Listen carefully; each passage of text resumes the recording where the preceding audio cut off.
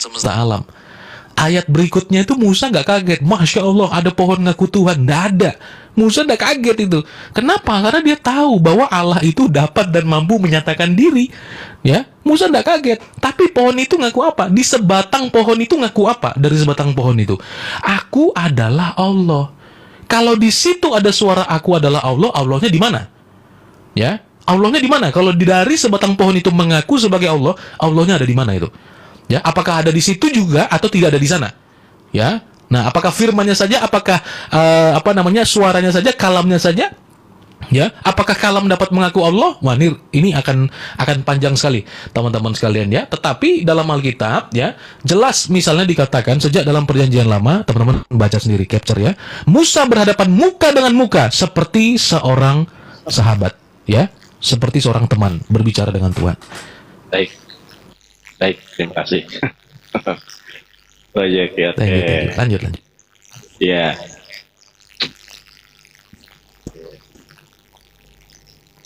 Balik kamera dong, masa aku sama gambar.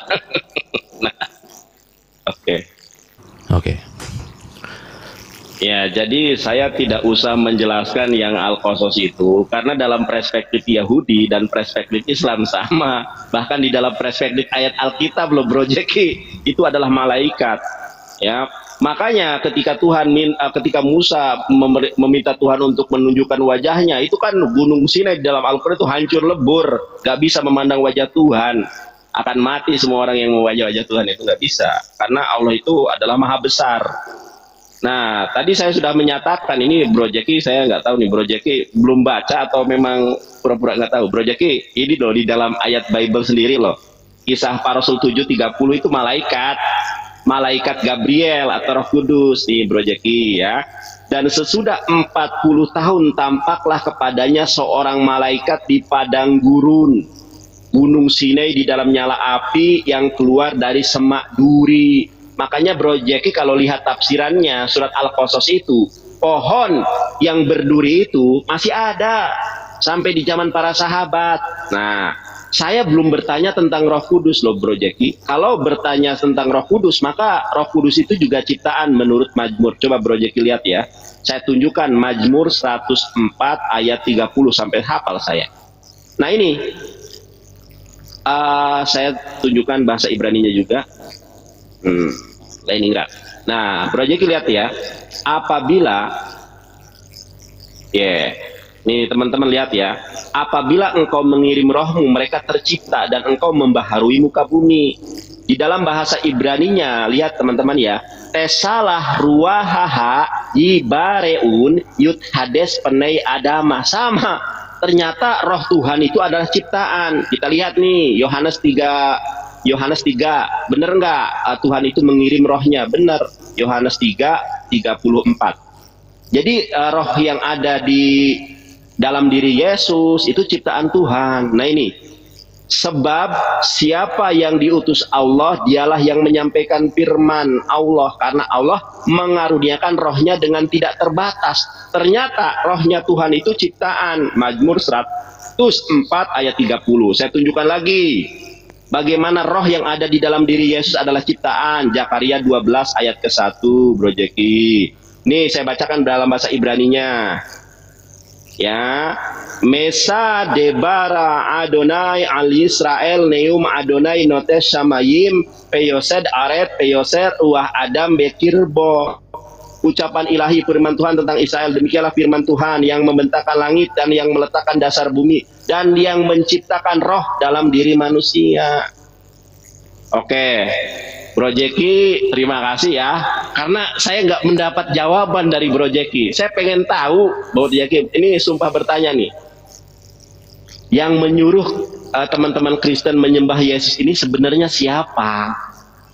Siapa yang menyuruh teman-teman Kristen menyembah Roh Kudus ini siapa? Sementara Bro Jeki cari ya, ini PR juga Bro Jeki. Di dalam Torah tidak pernah tertulis Roh Kudus. Kalau Roh Kudus adalah Tuhan di dalam Perjanjian Baru, harusnya Tuhan juga di dalam Torah.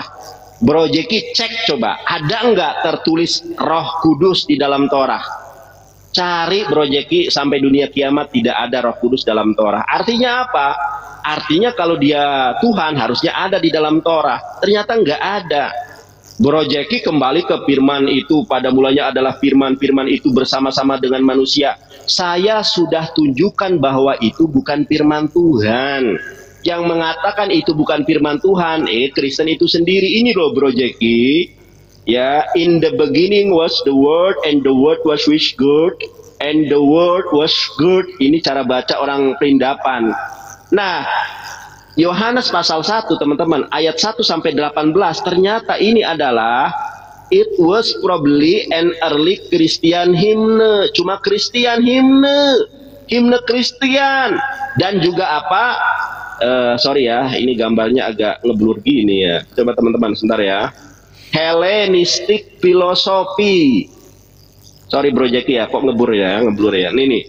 Hellenistic philosophy. Bukan firman Tuhan, Bro Jeki. Di mana Yesus sendiri menyatakan kalau dirinya adalah firman yang menjadi manusia. Di mana? Kalau Yesus menyatakan dirinya adalah penerima firman, Yohanes 17 ayat ke-8. Gimana Bro Jeki? Mudah-mudahan Bro Jeki dapat hidayah Allah ya. Amin. Kalau pakai peci kayak gini tambah ganteng kayaknya Bro Jeki. Aduh. Oke, baik. Iya. Ini berapa season lagi nih? Terserah Dua Bro lagi Jeki, ya? kalau mau ditutup silakan. Berarti gimana ini? Terserah Bro Jeki, saya mah. Habis saya tanggapi, baru Saya nanti closing. kita closing. Iya. Yang closing duluan saya berarti. Ya. Terserah, boleh ya. Karena Bro Jeki tadi yang open ya. Nanti Bro Jeki yang closing terakhir. Biar adil ya. Silakan. Oke. Iya, menarik teman-teman ya. Tadi mengenai yang Roh Kudus. Asli saya nggak menemukan bahwa Roh Kudus itu ciptaan. Saya sudah catat semua ayatnya teman-teman. Ya. Dan saya memang berusaha fokus untuk bagaimana Bro Nandar ini kan adalah salah satu yang dituakan ya daripada debaters ya, Muslim khususnya yang dituakan. Nah kalau Bro Nandar misalnya mengutip ayat misalnya dengan cara model begitu, apa yang saya harapkan di bawah-bawahnya Bro Nandar ini, ya maka saya berdiskusi di sini. Saya kira ini adalah hal yang baik ya teman-teman ya. Jadi dari semua ayat tadi tentang menciptakan rohnya manusia, ya, sementara yang mau dibuktikan adalah Roh Kudus adalah ciptaan, dan berbagai macam ayat tadi lainnya tidak menjelaskan bahwa Roh Kudus itu diciptakan. Hari keberapa Roh Kudus itu diciptakan, dan itu tidak dijelaskan sama sekali teman-teman ya. Even dalam Al-Qur'an sendiri tidak pernah disebut atau diungkapkan Roh Kudus itu diciptakan. Tidak pernah. Teman-teman, kalau saya salah, saya secara pribadi juga sudah membaca Al-Quran itu 4 kali lebih teman-teman ya, sekalipun saya baca terjemahannya karena saya mau berusaha mengerti maknanya ya. Tidak pernah disebutkan firman diciptakan, itu juga tidak pernah ada. Roh Kudus diciptakan itu juga saya tidak temukan dalam Al-Quran ya. Nah itu kemudian baru ada mungkin dalam tafsir teman-teman ya, mendahului ya setelah daripada Al-Quran. Nah oleh sebab itu teman-teman sekalian, bahwa sejatinya tadi saya sudah sampaikan juga di dalam misalnya tadi Keluarannya, bahwa dan Tuhan berbicara. Tuhan di sana itu adalah Yod-He Waw-He dalam bahasa Ibraninya. Keluaran 33 ayat 11. Ya, di sana dikatakan Keluaran 33 ayat 11, Tuhan berbicara kepada Musa dengan berhadapan muka seperti seorang berbicara kepada temannya. Ya, Allah ini adalah Allah yang membatasi diri, sekaligus adalah Allah yang mampu menyatakan dirinya. Ya, ini yang kami yakin dalam iman Kristen, dan tidak pernah ada Allah lain seperti ini. Tidak ada. Dia mampu menyatakan diri dan dia mampu membatasi dirinya. Ya, sesuai dengan kehendaknya. Nah, jadi kita tidak pernah kemudian memberikan syarat-syarat di hadapan Tuhan untuk tidak boleh melakukan A dan harus boleh melakukan B. Nah, tentu saja tidak demikian teman-teman sekalian ya. Nah, itu dia. Dan tadi yang kita tanyakan mengenai bahwa kenapa di dalam Al-Qur'an, di dalam Perjanjian Lama, orang-orang Yahudi notabene ya, Allah itu dapat disebut sebagai Bapa, dan dalam Al-Quran yang diyakini oleh Islam teman-teman sekarang tidak boleh dipanggil Bapa. sudah menjelaskan bahwa itu adalah hal yang berbeda, atau bisa saya katakan tidak melanjutkan apa yang sudah ada, ya. Nah, tidak melanjutkan itu, tetapi memang adalah sebuah konsep yang baru, teman-teman sekalian, yang baru ditemukan, ya, yang baru ada ketika Nabi Muhammad ada bersama juga dengan Al-Quran, ya, melihat daripada fakta atau waktu yang kita lihat bersama-sama, ya, karena memang tidak sama seperti apa yang diyakini oleh orang Yahudi. Orang Yahudi tidak pernah membantah bahwa Allah dapat mampu menyatakan diri, ya, baik itu dari semak belukar yang menyala api, dari tiang awan tiang api, dan juga baik itu malak Elohim, dan juga menjadi seorang manusia atau beberapa orang manusia yang datang kepada Abraham di bawah pohon terbantin. Nah, oleh sebab itu teman-teman, sekali lagi kita ungkapkan bahwa Yesus adalah firman Allah, dituntut ayat yang lain, sementara ayat yang jelas tidak mau diterima. Kendati pun sekiranya ayat itu ada, memang tidak untuk diyakini, memang tidak untuk kemudian dipertimbangkan. Ya, Yohanes 1 ayat 1 itu sudah jelas bagi orang Kristen, teman-teman sekalian. Maka tadi saya katakan bahwa kebenaran iman Kristen itu bukan hanya dikatakan oleh Rasul Paulus, bukan hanya dikatakan oleh Yesus sekalipun, tetapi seluruh kitab suci itu yang menjadi dasar. Yang ditolak itu adalah bahwa tadi karena memang agak buram teman-teman sekalian ya, tentang yang di-capture dalam bahasa Inggris. Nah, saya juga sedikit bisa bahasa Inggris, tapi di sana adalah kutipan. Maka yang harus dipelajari itu adalah bagaimana pendapat pengutip, ya, bagaimana kutipan itu ya disematkan, dan bagaimana kesimpulan dari sematan itu. Dan itu saya tadi kemarin tentu belajar juga dari Bro Nandar, bahwa lihat dulu di bawahnya, apakah kalimatnya mengatakan itu sampai habis, atau itu adalah kutipan atau apa. Nah, itu kan hanya di bold sedemikian rupa, ya, hanya ini. Nah, tapi di bawah itu bagaimana pendapatnya, ya teman-teman, karena saya tahu memang problematik daripada hologos itu juga ada yang menyatakan, oh itu seperti filsuf apa-apa segala macam, dan itu bisa saya bantah. Tapi kalimat itu tidak eksplisit ada dalam ayat tersebut itu tadi. Yohanes 1 ayat 1 itu bahkan Injil yang lebih mendekati daripada para rasul itu sendiri. Ya, itu dia teman-teman sekalian. Yesus itu disembah karena adalah firman Allah yang mampu dan dapat datang menjadi manusia. Itu yang diyakini oleh iman Kristen. Baik. Ya, baik. Oke, Bro Jeki nanti beli aja bukunya, Bro. Ini saya kalau dibaca sampai bawah justru sangat ngeri sekali. Ini saya tanggapi, nanti saya closing ya, nanti Bro Jeki tanggapi closing ya. Oke? Atau bikin 7 menit aja tanggapan dan closing. Oh, oke, ke 7 menit ya. 7 menit. Ini nggak bisa ya? Oh, langsung dipakai waktu istirahatnya gini aja. Gimana? Habis 5 menitnya yang putaran kemenangan ini dipakai aja. Oh ya, putaran kemenangannya berapa menit tadi ya? 3 ya. 3 ya, berarti 8 menit ya. Oke, saya 8 menit, Bro Jeki nanti 8 menit ya. Sip. Baik, nah ini teman-teman, Bro, bentar Bro, belum dimulai. Kenapa sih bom-bom, sepatu, kenapa nggak mau diskusi santun kayak gini loh? Bro Jeki, aku tadi, ini nggak, tantrum nggak kan? Biasa aja kan? Biasa. Biasa aja, enak loh padahal. Bom-bom, kenapa nggak contoh Bro Jeki? Enak padahal ya, santun, nggak ada, nggak ada suara, 1 lawan 1, nggak keroyokan. Tolong dong, Bro Jeki sampaikan dong ke yang lain, supaya diskusinya teratur kayak gini, enak gitu, nggak ada suara, nggak ada hujatan, kita data semua ini. Makasih. 8 menit ya, Bro. Ayo kita mulai. Oke, Bro Jeki, ini data dari New American Bible ya, teman-teman ya. Buku ini saya dibelikan oleh hamba Allah dari Makassar, Bapak Haji ya. Ini nama bukunya The American Bible ya, Bible ini Catholic Bible Press. Teman-teman lihat, nah Bro Jeki mohon maaf memang ngeblur ya. Nah ini sudah nggak ngeblur teman-teman ya, tuh was probably an early Christian hymn. Kemudian nih ke bawahnya ternyata yang saya garis bawahi teman-teman ya, lihat ya, Hellenistic philosophy. Coba Bro Jeki mau baca yang sampai mana ini? Makanya Bro Jeki beli aja Bro, di Shopee banyak kayak gini. Nah ini Bro Jeki ya, tuh saya nggak ada yang ditutupi ya. Silakan, Bro Jeki kan katanya bisa bahasa Inggris. Itu bahkan mengutip Hellenistic philosophy, the word Greek itu. Nah, oke ya. Oke, masih kamera belakang. Masih kamera belakang. Justru ayat Bible sendiri mengatakan, ini Bro Jeki perhatikan. Lagi firman-Nya, engkau tidak tahan memandang wajahku, sebab tidak ada orang yang memandang aku dapat hidup. Jelas ini loh Bro Jeki. Tetapi saya nggak mau melebar kemana-mana. Yang kalau kita lihat ayat-ayat Bible sendiri, ya 1 Korintus 4 ayat ke-6. Bro Jeki lihat nih. Ya, saudara-saudara, kata-kata ini aku kenakan pada diriku sendiri dan pada Apolos, karena kamu, supaya dari teladan kami kamu belajar apakah artinya ungkapan jangan melampaui yang ada tertulis, supaya jangan ada di antara kamu yang menyombongkan diri dengan jalan mengutamakan yang satu daripada yang lain. Ini Paulus di dalam 1 Korintus mengatakan jangan melampaui atas apa yang tertulis.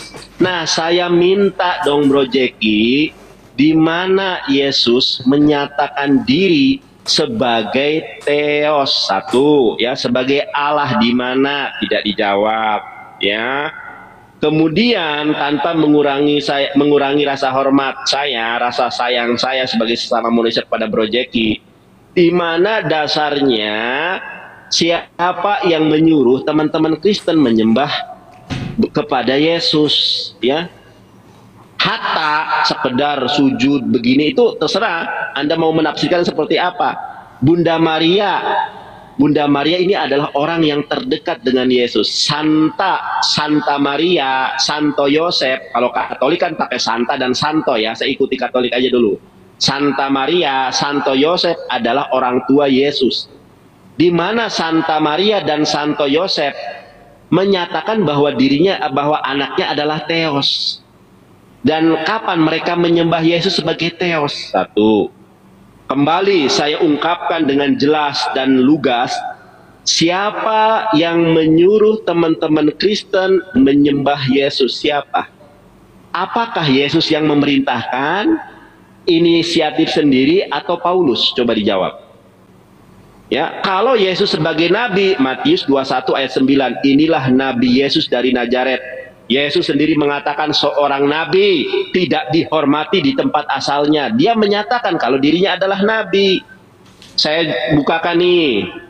Bahkan nih saya bukakan kamus Alkitab. Yesus adalah nabi loh, teman-teman. Saya punya kamus Alkitab, Bro Jeki. Halaman 376. Nah, ya, waktunya masih ada. Teman-teman lihat nih.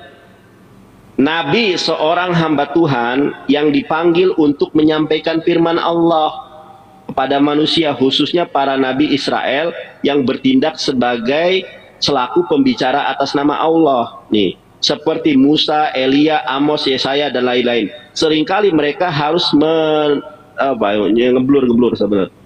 Seringkali mereka harus menentang raja atau rakyat Israel sendiri yang telah menyimpang dari kehendak Tuhan. Juga Yohanes Pembaptis, misal Matius 11 nomor 5, kemudian ini, ngeblur sebentar ya. Nah ini, dan Yesus sendiri, misal Lukas 24:17 disebut nabi. Alkitab menyatakan Yesus sebagai nabi. Bro Jeki sekarang lagi viral. Mungkin Bro Jeki pernah melihatnya. Masih ada waktu saya ya, 3 menit lagi. Namanya ChatGPT. Saya lihat tuh di beranda TikTok ada namanya ChatGPT. Apa tuh ChatGPT? Ada seorang bule cantik ya, blonde, itu kemudian bertanya kepada EA, bagaimana pandangan Anda tanpa perspektif gereja, tanpa perspektif bias, siapakah Yesus menurut Alkitab? Tanpa perspektif gereja, tanpa perspektif bias, menurut Alkitab pure. Ternyata ChatGPT yang merupakan ciptaan dari Elon Musk mengatakan Yesus adalah messenger of God dan prophet of God, bukan Tuhan. Makanya tolong Bro Jeki, mohon mudah-mudahan Allah memberikan hidayah kepada Bro Jeki ya. Mudah-mudahan nanti pakai peci ya, mu'alaf, amin. Siapa yang menyuruh teman-teman Kristen menyembah Yesus? Satu. Siapa keluarga Yesus, orang tuanya, ayah sambungnya, saudara-saudaranya yang menyembah Yesus sebagai Theos? Siapakah orang-orang yang menjadi saksi hidup, yang dekat murid-murid Yesus? Murid Yesus sendirilah, di mana murid-murid Yesus menyembah Yesus sebagai Theos. Ya, di mana ayatnya? Kemudian ini belum Roh Kudus loh. Roh Kudus tadi saya sampaikan ciptaan, itu ayat Bro Jeki yang berbicara Mazmur 104:30. Kemudian Zakaria 12 ayat ke-1, Yohanes 3 ayat 34. Bukan saya yang menyatakan, Bro Jeki. Oke, 1 menit terakhir, tolong berikan kami dasar. Kenapa orang-orang Kristen menyembah Yesus? Siapa yang nyuruh? Itu saja. Siapa yang nyuruh? Yang nyuruh nyembah Yesus ini siapa sih? Kalau menyembah Adonai, ada ayatnya, Keluaran 24 ayat 1. Sembahlah aku dari jauh. Itu Tuhannya Yahudi minta disembah, aturan yang tetap. Di dalam Keluaran 20 ayat kedua, Anochi Adonai Elohecha Asher Hosyati Hayayaya Me'eret Nisraimi Bet Abadim Lo Yehleha Elohim. Ada ayatnya. Sekarang tolong, Bang Jeki, mohon maaf saya kok sejum nih. Tolong berikan data di mana dasarnya, siapa yang nyuruh teman-teman Kristen menyembah Yesus, siapa yang nyuruh sebenarnya, pasal berapa, ayat berapa, Injil apa. Yang nyuruh ini Yesus, Paulus, atau murid-murid? Terima kasih Bro Jeki. Enak diskusi kayak gini loh. Kenapa teman-teman yang lain nggak pada berani ya? Saya pengen sama Elia Miron, Bang Jeki, tolong dong, Elia Miron sama Yonatan Daner bisa nggak gitu? Ya, nanti saya makasih. Komunikasi. Iya, tolong Bro. Ini Bro Jeki sudah buktikan kalau saya ini santun ya kan, nggak pernah menghina. Coba Bro Jeki lanjut. Oke, 8 menit ya. Silakan. Ya, baik teman-teman sekalian. Ya, beberapa hal yang tetap saja diulang ya teman-teman, tetap diulang mengenai tadi konsep Yohanes 1 ayat 1. Nah, jadi problematik tadi tuduhan terhadap bahwa konsep logos itu adalah konsep Helenistik. Karena memang teman-teman sekalian pada masa itu Helenisme itu kan berkembang. Ya, Helenisme itu menguasai. Ya, bahkan ketika pun Roma itu menguasai Yerusalem, tapi kebudayaan daripada Helenisme itu tetap berkembang. Nah, sehingga apa yang membentuk pemikiran-pemikiran baik filsafat-filsafat yang berkembang yang membentuk pola pikir, tetapi seolah-olah itu dianggap menggunakan misalnya konsep yang sama. Ya, ada sebuah website yang menarik teman-teman, dan itu bisa menjadi resource kita bersama kalau mau dicek ya. Sebentar, coba saya balik dulu. Oke.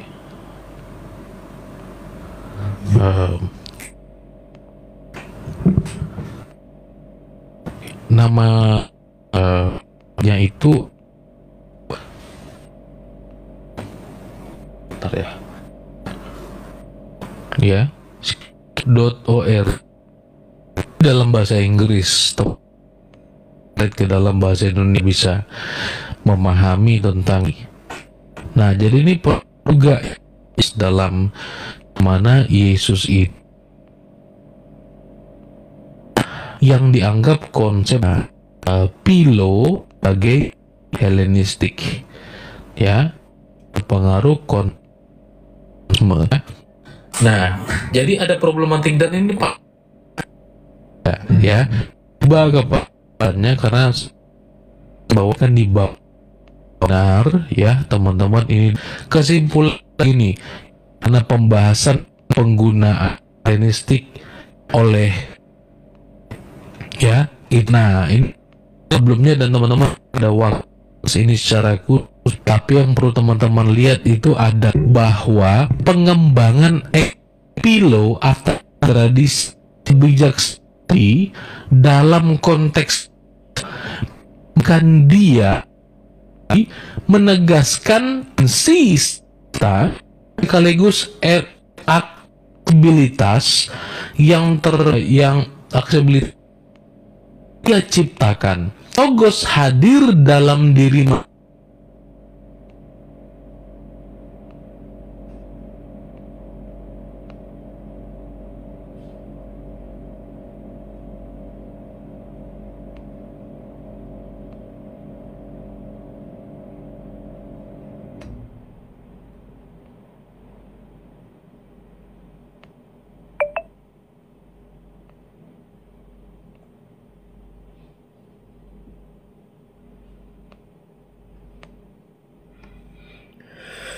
Wah, suaranya hilang nih ya, Bapak Ibu semuanya. Nggak ada suara, bro. Ini suaranya hilang, suara Bang Jeki hilang ya. Mungkin jaringan Bro, nggak ada suara, bro. Apa ini suara aku yang nggak ada? Bagus. Bro Jeki nggak ada suara.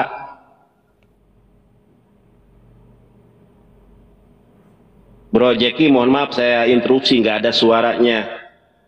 Halo? Teman-teman, Bro Jeki ada suaranya nggak? Di saya nggak kedenger loh.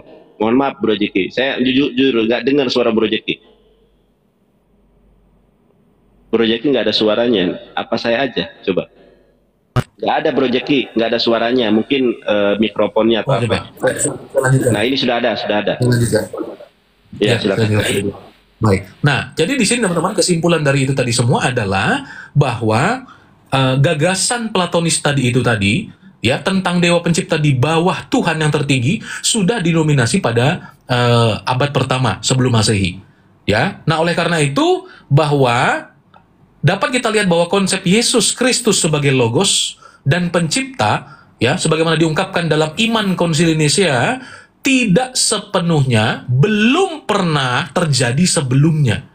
Ya, bahwa berasumsi bahwa hikmat yang diidentifikasi dengan Yesus dari Nazaret dalam tradisi, ya, tetapi Rasul Paulus adalah mata rantai yang sangat penting dalam penerimaan pemahaman Yohanes tentang Kristus sebagai logos dan pencipta dunia ini. Ya, jadi jauh sebelum Neoplatonisme muncul, Paulus, sang rabi yang berpendidikan tinggi dan pendidikan tinggi dan Philo memancing di kolam yang sama. Ya, seperti apa yang dikatakan Henry, artinya mereka punya kapasitas yang sama, mereka memiliki latar belakang Yahudi Helenistik yang sama. Ya, nah bahwa Yesus berjalan di bumi tidak dapat disangkal, tetapi filsafat Yunani mengidentifikasikan sebagai Tuhan dan pencipta dunia, sebagaimana dinyatakan dalam Yohanes 1 ayatnya yang ke-1. Ya, dan jadi itu konsepnya sangat berbeda dengan Helenistik, teman-teman. Ya, jauh sebelum daripada itu. Ya, memang konsepnya belum dikatakan, belum pernah ada sebelumnya yang menyatakan bahwa Logos itu juga adalah pencipta sekaligus Allah yang menjadi manusia. Itu tadi kalau kita membahas tentang bagaimana kutipan dari kitab yang dibawa oleh Bro Nandar itu tadi. Kemudian teman-teman sekalian, 2 menit terakhir, bahwa di dalam Alkitab teman-teman bisa lihat, inilah mengapa kita perlu teman-teman beriman kepada kitab, ya, yang sebelum, ya, kita perlu beriman kepada Taurat dan Injil, ya, sehingga kita bisa menemukan, ya, kita bisa menemukan mata rantai itu dengan baik.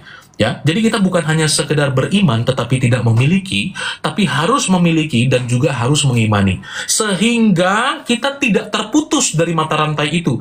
Melihat bagaimana Allah mampu menyatakan diri sebagai manusia. Karena memang itu sudah tertulis dan tertuang dalam perjanjian lama.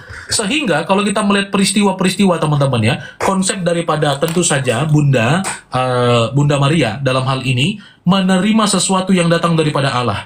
Bahwa di dalam Lukas 1 ayat yang pertama dikatakan, sesungguhnya engkau akan mengandung dan akan melahirkan seorang anak laki-laki, dan hendaklah engkau menamai dia Yesus. Ia akan menjadi besar dan akan disebut anak Allah yang maha tinggi, dan Tuhan Allah akan mengaruniakan kepadanya tahta Daud, bapa leluhurnya. Nah, ini kita akan berkaitan lagi dengan bapa leluhurnya. Kenapa demikian? Karena dijanjikan untuk datang kepada kita semua. Nah, maka kemudian apa kaitannya bahwa Yesus itu tadi disebut anak Allah loh. Ya, Yesus itu disebut anak Allah. Dan urusannya, ya, urusan yang akan dikerjakan oleh Kristus itu tadi apa? Teman-teman, di dalam mana tadi ya? Urusannya itu adalah ketika Tuhan berfirman, ketika malaikat menyatakan firman Allah bahwa Yesus Kristus itu dialah yang ketika Allah berfirman kepada Yusuf, jangan engkau menceraikan dia.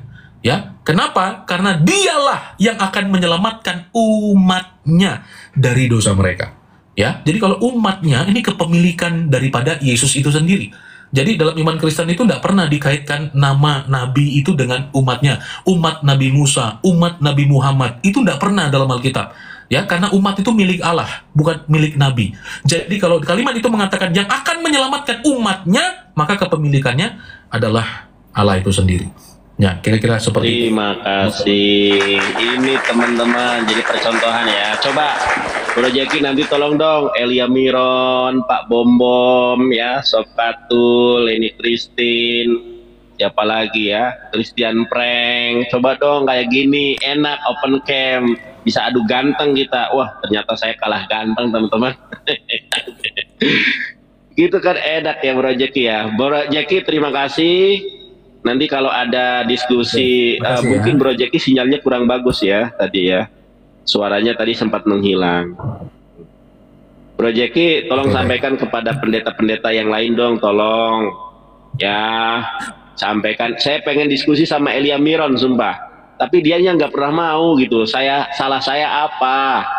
Sama Bro Jeki saja saya nggak tantrum, nggak mencak-mencak, biasa saja. Ya. Oke. Thank you ya. Oke Bro Jeki, makasih banyak ya. Selamat istirahat Bro Jeki. Kayaknya capek banget nih seharian berkhotbah ya.